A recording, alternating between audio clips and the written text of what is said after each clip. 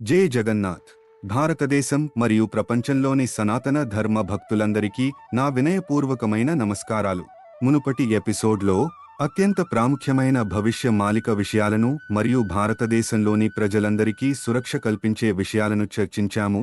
మరియు ఈ విషయాలు సైన్స్ మరియు టెక్నాలజీకి ఇప్పటివరకు తెలియవు, వాటి గురించి చర్చించాము.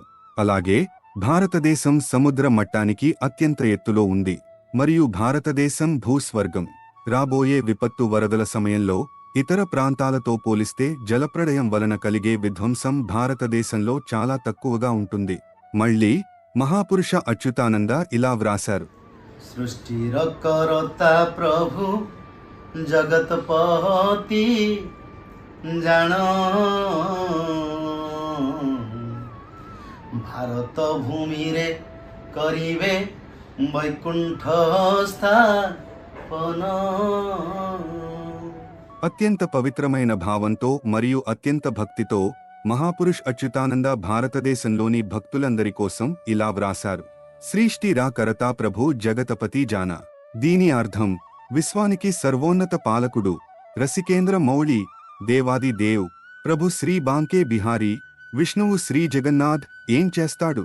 ఆయన విశ్వాన్ని సృష్టించాడు మరియు పోషిస్తాడు. భగవాన్ విష్ణువు పాపులను కూడా సంహరించాడు మరియు భూమిని రాక్షసుల నుండి అనేకసార్లు రక్షించాడు. భగవాన్ హరి ఇక్కడే భూమిపై వైకుంఠాన్ని భారత పుణ్యభూమిలో స్థాపించే సమయం వస్తుంది. వైకుంఠం అంటే మాతా రాధారాణి మరియు భక్తులు రహస్లో నిత్యం నిమగ్నమై ఉంటారు. అక్కడ నామ్, కీర్తన మరియు భజన నిరంతరం కొనసాగుతాయి మరియు అన్ని సమయాలలో భక్తులు మా రాధారాణి మరియు పరమ భగవాన్ యొక్క దర్శనం పొందుతారు. గోలోక్ వైకుంఠాన్ని పరంపద్ అని పిలుస్తారు, ఎందుకంటే ఇది ఒకరు పొందగలిగే అత్యున్నత ఆధ్యాత్మిక ధామం. వైకుంఠానికి వెళ్లిన తర్వాత ఒక ఆత్మ అనుభవించవలసిన పునరావృత జనన మరణ చక్రం నుండి విముక్తి పొందుతుంది. అలాగే ఒక వ్యక్తి శాశ్వతత్వం వరకు నిష్కళంకమైన ఆధ్యాత్మిక ఆనందాన్ని పొందుతాడు మరియు దుఃఖం కొంచెం కూడా ఉండదు. ఋషులు మరియు మునులు అనేక యుగాల వరకు తపస్సు చేసి చివరకు ఆ అత్యున్నతమైన ఆధ్యాత్మిక ధామాన్ని పొందుతారు. శ్రీ తులసీదాస్ రామ్ చరిత్ మానస్లో రాశారు: జనమా జనమా కరి జతన సుహాయి అంతే రామ కహి ఆవద నాహి. అర్థం, ఒక వ్యక్తి యుగయుగాల వరకు తపస్సు చేసి శ్రీరామ నామాన్ని యుగయుగాలుగా జపిస్తూ ఆపై మరణ సమయంలో భగవాన్ యొక్క దివ్య కృపతో భగవాన్ నామం ఒకరి హృదయంలో ఆకస్మికంగా వ్యక్తమవుతుంది. అప్పుడు భగవాన్ హృదయంలో కూర్చొని భగవాన్ నామాన్ని స్మరిస్తూ ఆ ఆత్మను తిరిగి వైకుంఠానికి తీసుకువెడతాడు. వైకుంఠంలో నివాసం పొందడం మానవులకు మరియు ఋషులు, యక్షులు, గంధర్వులు మరియు దేవతలు వంటి ఉన్నతమైన ఆధ్యాత్మిక జీవులకు కూడా దుర్లభమైన విషయం. పరమ విష్ణువు భగవాన్ కల్కిదేవ్ భారతదేశంలోనే వైకుంఠ ధామాన్ని స్థాపించబోతున్నాడు. ఇది మాలికలో వ్రాయబడింది. భక్తులందరూ కూడా రక్షించబడతారు. చివరకు ప్రపంచంలోని అన్ని దేశాలు భారతదేశానికి అధీనంలో ఉంటాయి. పాణిర ఘేరే ఆవు సబు మహా దేశ ধীরে ধীরে জাণ বুড়ি জীব সে মহানিবাস. పాణిరా ఘెరారే ఔ సాబు మహాదేశ అంటే భారతదేశం యొక్క పవిత్రమైన భూమిని మినహాయించి ప్రస్తుతం ఉన్న అన్ని దేశాలు చాలా గర్వం మరియు అహంకారాన్ని పెంచుకున్నాయి. ఆయా ప్రదేశాల్లో వర్ణనాతీతంగా జంతు వధలు జరుగుతున్నాయి. వారి అమానుష చర్యల ఫలితాలను వారు ఖచ్చితంగా అనుభవిస్తారు. వారి ఉనికి మొత్తం తుడిచిపెట్టుకుపోతుంది. వారి జాతి, మతం లేదా నాగరికత గురించి ఎటువంటి జాడ ఉండదు. పాపాత్ములందరూ నాశనం అవుతారు.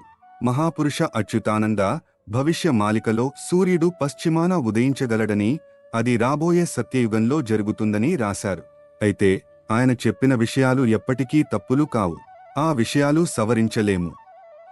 ఆయన మాటలు బ్రహ్మవాణి, అమృతం లాంటి పదాలు భక్తులను రక్షించడంలో దోహదపడతాయి. ఎవరైనా మాలిక బోధనలను గ్రహించినట్లయితే వారు రాబోయే వినాశనం నుండి రక్షించబడే అవకాశం పెరుగుతుంది. కాబట్టి 100 నుంచి 200 వరకు అంతస్తులతో ఎత్తైన భవనాలు మరియు అపార్ట్మెంట్లు, నదులు మరియు పర్వతాలతో అన్ని దేశాలు రాబోయే వరద విపత్తులలో మునిగిపోయే సమయం ఆసన్నమైంది. మొట్టమొదట ప్రపంచ యుద్ధం కారణంగా సంహారం జరుగుతుంది. మానవ సమాజానికి ఊహించలేని నష్టం జరుగుతుంది. యుద్ధం కారణంగా సంభవించే పెను విధ్వంసంతో పాటు విపత్తు వరదలు కూడా వినాశనం కలిగిస్తాయి. మానవ సమాజంలో మరియు ఒకదాని తర్వాత మరొక విపత్తుతో ప్రజలు నిస్సహాయులుగా మార్చబడతారు. ధర్మ మార్గంలో ఉన్న వ్యక్తులు మాత్రమే రక్షింపబడతారు మరియు మిగిలినవారు పూర్తిగా నిర్మూలించబడతారు. ఎవరికీ రక్షణ దొరకదు. కాబట్టి సమయాన్ని ముందుగానే అర్థం చేసుకోవడం మరియు శ్రద్ధ వహించడం మానవ సమాజానికి ప్రస్తుతం చాలా ఆవశ్యకత ఉన్నది. కాబట్టి సముద్రపు నీరు భూభాగాన్ని ఉల్లంఘించినప్పుడు మరియు అన్ని దేశాలు చిన్న చిన్న ద్వీపాల సమాహారంగా మారును. ఈ రోజు మనకు తెలిసినట్లుగా 7 ఖండాలు ఉనికిలో ఉన్నాయి. అయితే వారి భౌగోళిక సరిహద్దులు చాలా తగ్గిపోతాయి.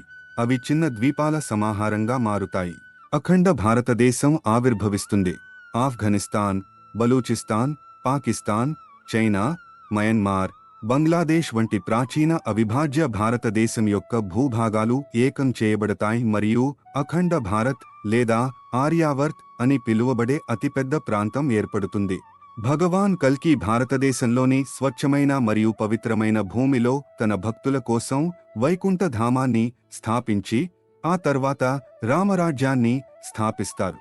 మరియు ఆ తగిన చిన్న ఖండాలలో చివరి వరకు జీవించి ఉన్న కొద్దిమంది భక్తులు భగవాన్ కల్కిదేవ్ ఆశ్రయంలో ఉంటారు మరియు సనాతన ధర్మాన్ని అనుసరిస్తారు. మరియు వారు భగవాన్ కల్కిదేవ్ నామాలను జపిస్తూ ఉంటారు. ఆ విధంగా సత్యయుగం నెమ్మదిగా ఉద్భవిస్తుంది మరియు చివరకు పూర్ణ సత్యయుగం మొదలవుతుంది. ప్రపంచ యుద్ధం, వరదల కారణంగా జరిగిన విధ్వంసం, ప్రకృతి వైపరీత్యాల కారణంగా మారణహోమం మరియు అల్లకల్లోలం వీటికి మిగిలిన విషయాలు మేము మా ఆలోచనలను తదుపరి ఎపిసోడ్లో తెలియజేస్తాము.